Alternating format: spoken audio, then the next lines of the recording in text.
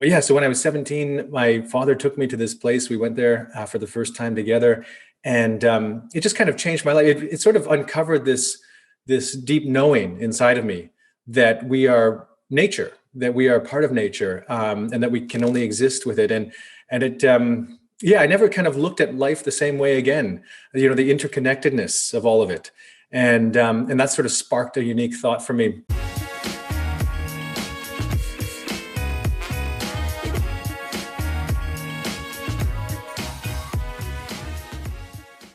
Welcome back to another edition of Crisis to Creation here on Mentoring TV. I'm Patricia Falco Beccalli, your host. And before getting into what we're going to talk about today, let me say thank you to all of you out there for your likes, your shares, also your wonderful suggestions and comments, really interested in what we are doing and also co-creating Mentoring TV in many, many ways. And thank you also for subscribing for free to the channel, hitting the bell button so I can always keep you informed about the newest videos with our awesome guests. Now to today's subject. Do you actually believe that we are the master of our own universe? You know, the lead character in our life story. And if we want to do something or get somewhere, all we need is an objective, a vision, a plan, a little bit of a push and hard work, and eventually we will be able to realize our dreams? Or are you more in the camp of que sera, sera, whatever will be, will be. It's all up to fate. And you know, life is what happens in between all those plans. I'm not so sure. But one thing for sure, I picked up this book. It's called A Story of Karma by Michael Schauch. And it gives a very interesting experience that then leads to a certain life attitude when it comes to exactly these questions. And I invited Michael to the show. He said yes, and here he is. Michael, thank you so much for joining us here on Mentoring TV. Thank you, Patricia. Thank you for having me on the show. Well, Michael, I feel super honored because let me just do one thing. And you heard it clicking, or somebody may have heard it clicking, and another clicking, maybe not, but it is your birthday. Happy birthday. Thanks, this Patricia. Is your birthday cookie, no more than that. Yeah, well, that's good because anything bigger would be unhealthy, right? Okay, so what I'm going to do, I'm going to blow them out for you and you make the wish. Done. Okay, perfect. So we had to, oh my God, it's going to be like rather smoky, my studio going up in smoke. Now you're not going to make me share the wish in this session, hey? Yeah, you know, I find it fantastic that you, A, joined me here on Mentoring TV. It's a true honor, Michael, and B, on your birthday. And then in our, green room conversation we had before the recording, you said it's another very special day in general. So maybe you want to fill us in about the 10th of March. Oh, yeah, no, it actually has an interesting story behind it that I learned in 2018. I was in New York. We was going to this Explorers Club event, and imagine in the middle of Times Square, all the lights and everything. And I was kind of in a rush. I was dressed up in my tuxedo because it's their annual gala. And I get out of the cab, and all around me are these Tibetans, like in Tibetan traditional clothing, these monks, with Tibetan flags. On the big screen in Times Square was the Tibetan flag. And I thought, what the heck is going on here? And so I found the head monk, or he looked like, the head lama there. And I greeted him, Tashi Delay, and he was kind of looking at me like, oh, who is this guy? And Chantal and I, we had just come back from Tibet. We were just in Lhasa, and they, of course, can't go there, can't go back. They all fled their homeland. And so I was showing them pictures of Potala Palace and all of this. And so I asked him, I said, what is happening here? This was March 10th, my birthday. And he said, well, today is like Tibetan, they call it Tibetan Awareness Day, Tibetan Freedom Day. And it's when all the Tibetans sort of rise together to not forget, about their home and where they're from, and even though they're kind of dispersed around the world now. And I thought, wow, I had no idea. And it was to celebrate 1959, what happened there in Tibet. And anyway, so I had to go to this event. But he said, before you go, I just want to give you a traditional Tibetan blessing. And so there we were. We put our hands together. We put our foreheads together. And in the middle of Times Square, with all of these Tibetans, flags, everything around, it was just the most magical beautiful experience. Yeah, exactly. And the juxtaposition of having Times Square and, really mixed or being infused by something that is actually so many cycles, behind whatever is happening in our developed world, right? So Absolutely. It was a moment of serendipity. Yes. Yeah. Exactly. And that's where I learned about this other important date on March 10th. Fantastic. Okay. Well, I wanted you to mention this story simply because it gives already a little bit of the tone of you being a person that goes through life and is actually aware of things, not just happening because they are, but because maybe they might be meaningful and maybe you look at them just differently. And the moment you focus on them differently, they actually start becoming something that might be of meaning. So, let's kind of start to go through your book chronologically, because I think the story of karma definitely goes a little bit deeper than the actual story. And that is your own experience, your own relationship to climbing mountains, becoming a mountaineer. And there, one of the key moments was with your dad when you were around 17, and he took you for the first time to Karmana Valley and also introduced you to Joe. Right. Yeah. Two very milestone moments of my life. And Karmana Valley, I don't know if you've ever heard of this place before, but anyone who hasn't, it's a place on the west coast of Canada with these Sitka spruce trees, some of them thousands of years old, just massive trees. They actually are so tall that you can't even see the tops of them. They create this unique canopy overhead. So lights of beam kind of break through the canopy and shine down on the flora and fauna, hundreds of meters below. Anyway, it's a magical place, and it changed my life. And it actually was saved because they were going to log the whole thing. And you literally had activists chaining themselves to the trees. And so fortunately, a handful of people saved this place. And now many people, it's been now designated a park and many people can go visit there. But yeah, so when I was 17, my father took me to this place. We went there for the first time together. And it just kind of changed my life. It sort of uncovered this deep knowing inside of me that we are nature, that we are part of nature, and that we can only exist with it. And it, I never kind of looked at life the same way again. The interconnectedness of all of it, and that sort of sparked a unique thought for me. And so I was always into nature. My dad would take us camping, my sister and I, and so I was into hiking and backpacking and that sort of thing. But around that same time, we went out for a hike with this gentleman named Joe. And Joe was he's a mountaineer. He's, very experienced mountaineer. And we kind of hit it off through conversation, and he kind of saw my love for nature and getting out there. And he said, Mike, I want to take you up a mountain. And so as a 17-year-old kid, I thought, I had no idea what that actually meant. But as a kid, I thought, this sounds amazing. Let's do it. And so here, the next weekend, he lent me his crampons, his ice axe, harness, and off we went at about 3:00 in the morning. We went off to climb this mountain. And I remember it was the hardest thing. I've never been out for, I think it was a 14-hour day or something like that. I've never been out that long. But I remember one point we were kind of coming to the top of the summit, or towards the top of the summit. And it was all white, just white, glistening, icy snow, steep slope. We were plunging our ice axes, kicking the crampons in. And he said, Mike, if you fall, just dig in with the pointy end of your ice axe. And I was trying to focus all my attention on not falling. Kick. That's what you kept on repeating. Just do that. Just focus on that. And then, but I remember one point I looked over my shoulder, and behind me were all these distant peaks that I had no idea even existed. The sun was just coming up. It was creating these beautiful sort of orangey purple hues on the horizon. And I realized at that one point that there's this whole world up here that we have no idea even exists most of the time. And it's only accessible by our will to climb up there. and play up there for a brief moment before descending back down. And that to me was just it. I never looked back. Yeah, exactly. And this is where I want to make the first quote out of your book, which really kind of resonated with me and struck with me. And that was when you were actually on the top and you say, peaks I had no idea even existed. In that moment, a whole new realm of possibility had just opened. High above our everyday life, out of sight, there was another world, sculpted before any human had ever walked the earth and accessible only by our will to climb.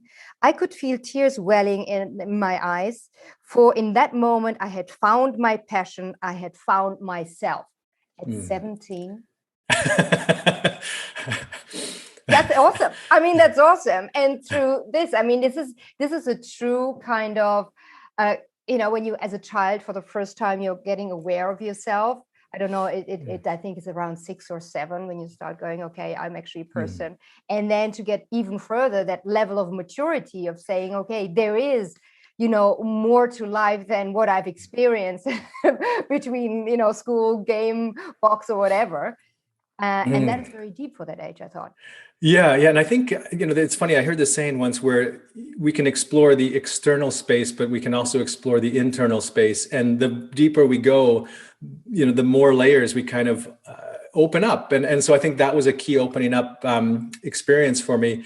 And it's like, the only constant, as they say, is change, right? So we're changing as people as well. But I think the more we explore that inner space and find, that connection with ourself, the more we can continue to go deeper and have these more meaningful experiences. Yeah, it is deeper, but also higher, because that was, I think, the moment where you fell in love completely. A love that turned out a little bit of an obsession with climbing mountains. That's right. You didn't want to live without mountains. So once there was a deep connection, it was going higher. Yeah, higher and deeper. But yeah, I couldn't. And to this day, I kind of can't really live without them. Let me quickly interrupt the conversation to say thank you that you are here with me on the channel. If you do enjoy what I'm putting out, the in-depth kind of conversations, then why don't you subscribe and also hit the bell button so I can keep you informed with our newest releases. Thanks for that in advance, and let's get back to the conversation. And the spirituality, let's talk a little bit about that. The spirituality in the mountain, and that is something that also Joe seemed to have talked to you about, because he kind of referred to, he said, actually, on mountain, I prefer to sit on a mountain thinking about God rather than sitting in church thinking about a mountain. Now, not only is that deep and spiritual, but that's also quite critical of a lot of religious people. Right. Yeah, no, I think his point with that was not to criticize, anyone following any sort of religious pursuit because I've been in some very beautiful places that have inspired that sense of godlike presence. But I think what he was meaning in that sentence was, it's important to have that connection with nature and the mountains and being out there, because again, going back to the earlier part of this conversation, we are nature, right? At the most fundamental level, we are connected to that, and we are that. And so I think to lose touch with that is to lose touch with ourselves.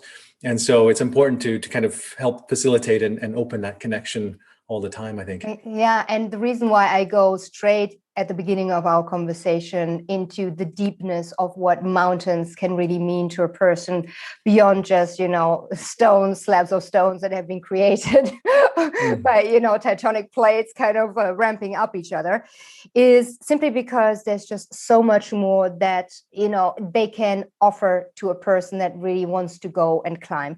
And this is why you fell in love, B, it became an obsession. And that really leads us to, you're saying in the book, the greatest lessons about life and about myself were actually taught whilst I was climbing. Tell us a little bit more about what are the, 2 or 3 key lessons that you said, okay, this is what this experience got to me. Yeah. There's so many. I think what part of the key, or some of the key items, were just that there's this whole world larger than myself, right, out there. I'm a very small piece of the whole picture, right? And I think, especially in our kind of Western modernized world, we tend to think that we're the center of our universe sometimes. but having this deep knowing that we're just kind of these little pieces, kind of making our way through. of a much larger picture, brings a different sort of worldview to daily decisions. And when you think about challenges or problems, or maybe you're having a bad day or whatever that means, I don't know, but like it just sort of brings reality back into perspective, right? That there's far greater things out there than just me. And so that can kind of help you focus your mind on the more important things in life.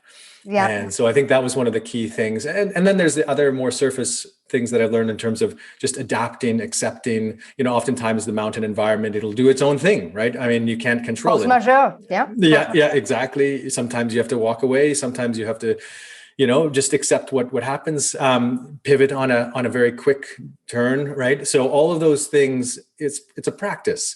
And the more we practiced it outside, the more I was able to practice it inside, so to speak, or in the business world, or any other part of my life. So I think that was a key item as well, just practicing those different mindsets in those different environments. Yeah, absolutely. Starting with trying to really read the mountain and what it tells you, not your story, you want to climb it in a certain amount of time with your team, but saying, okay, the mountain is talking. There are certain conditions that might or might not allow my dream to come true, and this is exactly why I was thinking that the first point you made, saying, okay, it humbles you, that all of a sudden you see there are different problems out there. It's bigger than you. That happened definitely to me becoming a mother, when I thought, oh my God, and I cried about that before. You try being a mother. I was kind of quiet about everything I was being a sissy about before, because that really put things into perspective. But anyway. Let's get into the story now, which you're actually describing in A Story of Karma. And that is in the pursuit of climbing the Pyramid Mountain. You saw that mountain on a picture and that you said, all right, this is exactly my vision. I want to get there. Tell us a little bit about the progress, how you got into the journey, who was there, and the beginnings of it. Yeah. Well, if I back up one step, actually, it relates to that first part of our conversation in New York and Times Square. And back when I was a teenager, I've always felt this very strong connection to the Himalaya, to the Tibetan area, to the high Himalaya, to Nepal, and so it's been something, or a place that I felt like I wanted to visit for some reason. At that time, I didn't realize it, but for since I can remember. And so, but it wasn't until I was in my early 30s that I was able to actually finally go there. Part of the reason was, when I was growing up, I didn't have the money, and then I didn't have the time, working on your career and all that. But also more important than that, I didn't really know what I wanted to do there. And so I didn't know if I wanted to go, I knew I didn't want to go to like a touristy place like Everest Base Camp, or, there's things that everyone else was going to. I knew I didn't want to do that. So I was having trouble finding the right thing. And then one day, early, this was back in 2011, we sat down with this one gentleman, Mick, and he had been trekking throughout Nepal for the 20 years. And he had started sharing with us about this little place he called the Lost Valley of Narfu. And at that time, it had been, it had just been opened up to the outside world. It had been closed off for generations prior to that. And I was there with Chantal, my wife, and we were sitting there looking at some of his pictures, and I thought this is the place. This is it. Yeah. And I looked at Chantal, and she, I could tell that we kind of were thinking the same thing. And then, just the people and the culture, the places, the way that what I could see through his pictures is that there was this authentic connection still to the way that these people have been living for hundreds of years. And I just thought, wow. And Mick was saying that, this is all going to change now that it's opened up, right? The people, the culture is going to change. It's going to evolve as the modern world, makes its way into, every place around the world.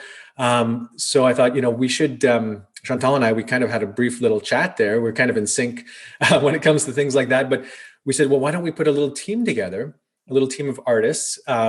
We can have a photographer, a musician, a nature artist, and Chantal and I can do some filming, and we'll just try and observe through these unique lenses and learn from the people, but also capture a moment in time as it as it changes, before it changes. And so that was kind of the intention. And then as I'm looking through these pictures, the Pyramid Mountain pops up, and as a fanatic about mountaineering, it just hit me right in the right in the heart, and it looked like this white pyramid, like just coming Yeah, it was out of just the perfect, right? It was just perfect. It's real, man-made. I'm like, I have to go find this and climb it, and we didn't know if it had a name, if it had even been climbed before. So anyway, that was the tipping point, I suppose, in terms of what drew us there. And then you just set off on it, and kind of fast forward, there was a few challenges, and you were going there, everything proceeded quite well, and then all of a sudden, and I need to pick it up, Chantal started to become extremely weak. She was suffering the height, she was suffering energy loss, and Chantal, of course, is your life partner, your wife, and she is, when it comes to mountains, the Bonnie of the Clyde couple. And that was I think that was challenging, not only for her, because all she wanted, as far as I gather from the book, is to be there with you yet again, and she loved it, even though it was kind of supporting more your passion than anything else. But she was at a brim of giving up, but you were not sharing with the group. Yeah, it was a tough moment, because it was just as we were coming into this lost valley, and we were just starting to catch the glimpses of it. And I was starting to, kind of fulfill this dream, so to speak. And I felt my body vibrating almost at the very level of this place. And then, Chantal was going through this major struggle. She's been having these migraine attacks since she was a teenager, and it happened that she got one right there and then. And sometimes, I mean, I'd never had a migraine before, but I've seen her go through these attacks, and it's anyone who's had a migraine, will understand. It's devastating. You have to hide for 3 days or something in dark. Exactly. And how can you hide for 3 days when we're in the middle of the mountains, right? So you find a cave, as long as there are no bones you discover, as you did right. at some point.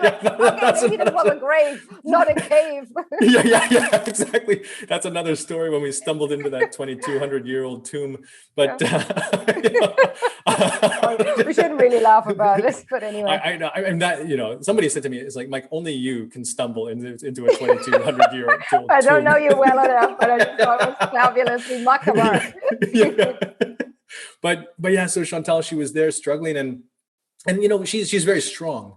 We've climbed some big mountains together, and we had just done Kilimanjaro. That was her idea before that, and Pico de Orizaba in Mexico. So, but when she has these attacks, she almost turns into a different person in a way, right? And so I was kind of struggling in my mind, because I'm like, what does this mean for us? We have this team here, we're just getting into this place. Chantal potentially has to turn around. There's no way I'm going to let her go down by herself. That's the point. You didn't want to leave her alone. Yeah. Yeah. And we were days away, right? So from the nearest town. So it was a very tricky situation, right? To try and work through that in my mind. And in the end, I just thought, I just have to let this go. I just have to, Chantal will decide what she decides, and based on how she's feeling in a couple of days, because there was a place where we could rest for a couple of days. And I thought, you know what, there's no sense in stressing about this right now. If it turns out that I have to turn around, well, this is farther than I've made it before, so be it, and we will go down. But it was still a mental struggle to get to that point. Yeah. No, I wanted to pick up on it, because it was such a difference between that low point and then actually making it to the gates of the village of Pho. Yes. Yeah. And that is something that I would like to read out as well, because it really struck me again, because it is so strong that unless, I guess, you are there and really experience it, you think, yeah, all up to imagination. It happens to you inside because you want it to. So everybody imagine. So Mike and Chantal and the rest of the crew finally arrive at the gates of Pho, of this magic lost valley village. And Mike writes, and then I passed through the other side, through the gates I'm talking. It was as though I had walked through an invisible force field. I became aware at once I was no longer in the world I knew. Something has shifted. in light, in color, in sound, in feeling, in reality. Chantal came through the gates, experiencing the same sensation. ...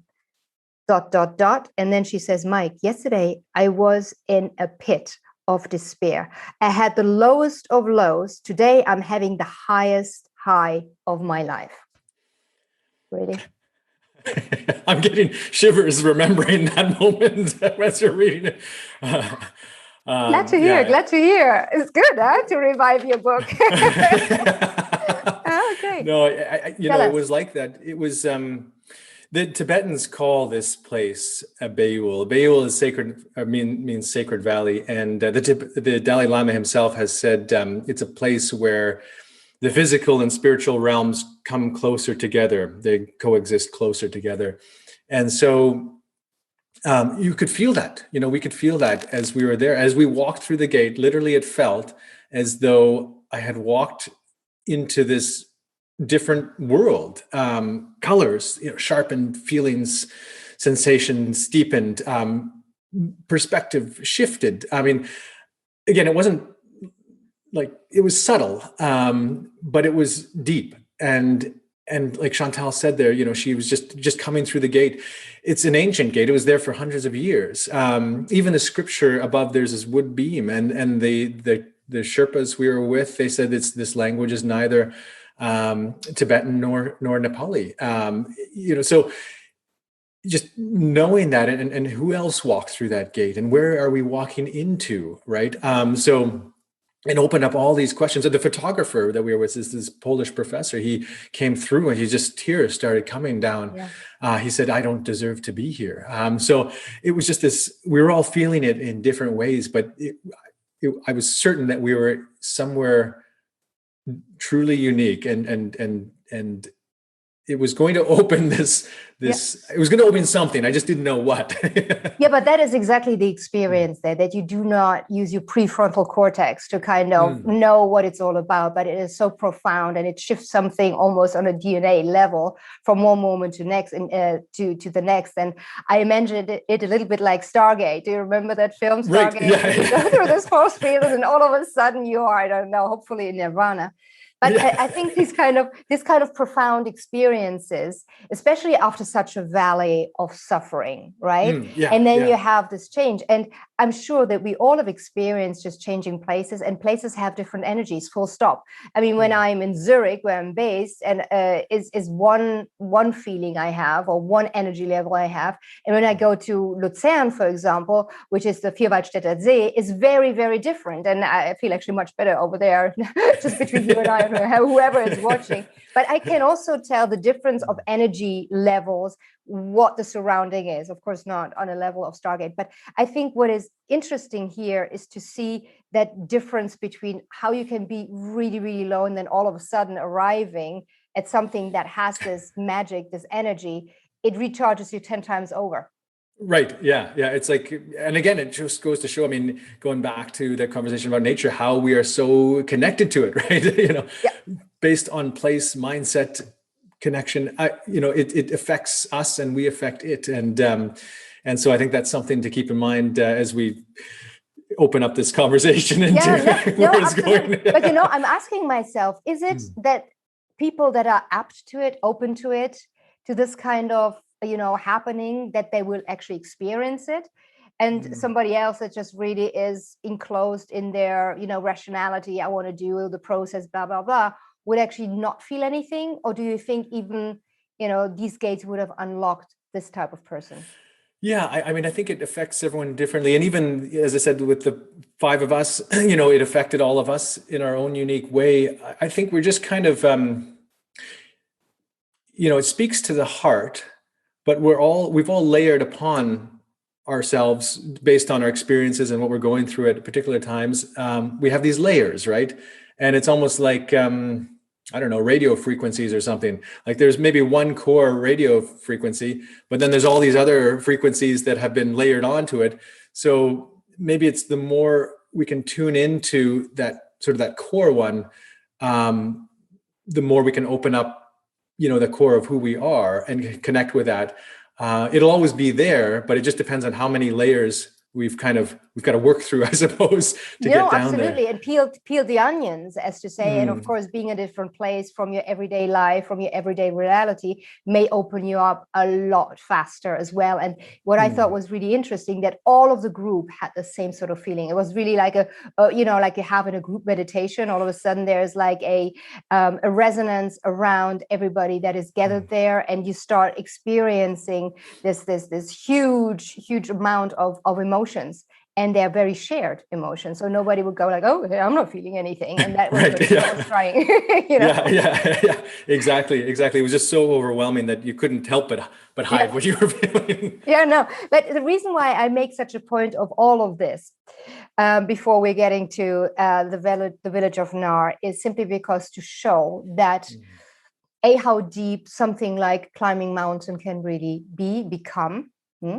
And also how it can shift the mindset and the openness to whatever happens in that environment, because now we're going into the story of karma.